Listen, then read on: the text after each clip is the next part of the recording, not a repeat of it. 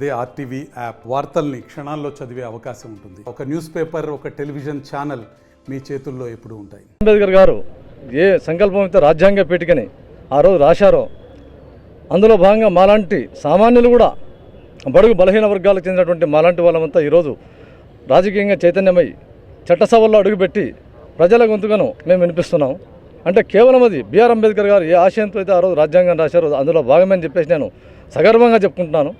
కాబట్టి మాలాంటి సామాన్యులే కాక దేశమంతా దేశ ప్రజలంతా సుభిక్షంగా ఉండాలంటే ఈ రాజ్యాంగంలో ఉండే ప్రతి అంశాన్ని వాళ్ళు గౌరవించుకుంటూ ఆ హక్కుల్ని పొందుతూ సమాజ స్థాపన లక్ష్యంగానే, ఎందుకంటే ఈ సంవత్సరం అంతా నరేంద్ర మోదీ గారు కూడా రాజ్యాంగ వారోత్సవాలని చెప్పేసి సంవత్సరం అంతా పాటించాలని చెప్పేసి పార్లమెంట్లో చెప్పడం జరిగింది.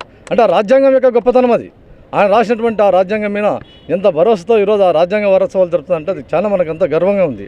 అందులో భాగంగా ఈరోజు ఆ బిఆర్ అంబేద్కర్ గారి యొక్క ఆశయాలను మనమంతా కొనసాగిస్తూ రాబోయే రోజుల్లో బడుగు బలహీన వర్గాలు అయితేనేమి ప్రతి ఒక్కరూ ఆ రాజ్యాంగాన్ని ఉండేటువంటి ఫలాలను ఆస్వాదిస్తూ మనం ఎదగాలని చెప్పేసి కోరుకుంటాను.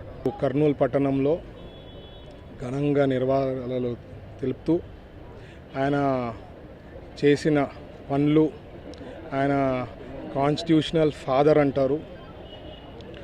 ఎందుకంటారంటే అందరికీ ఈక్వల్ రైట్స్ కల్పించిండే దాంట్లో ముఖ్య పాత్ర డాక్టర్ బిఆర్ అంబేద్కర్ గారు.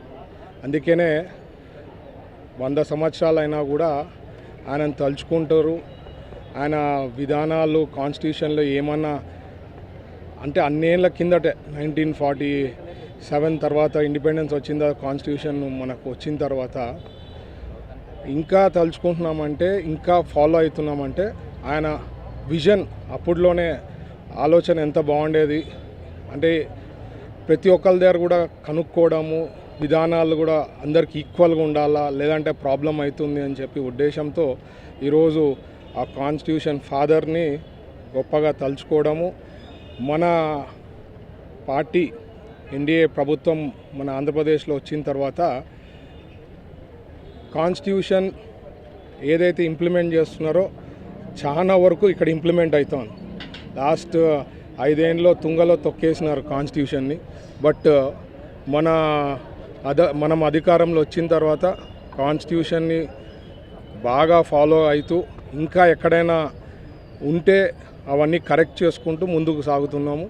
సో ఆయనను తలుచుకొని ఆయన విధానాలని మనం ఖచ్చితంగా ఫాలో కావాలా అని చెప్పి ఆశిస్తూ ఆయనను తలుచుకోవడం జరుగుతుంది. Thank you. మరిన్ని వీడియోస్ కోసం ఛానల్ సబ్స్క్రైబ్ చేయండి. లేటెస్ట్ అప్డేట్స్ కోసం వాట్సాప్ ఛానల్ ఫాలో చేయండి. అండ్ లింక్ డిస్క్రిప్షన్ లో ఉంది.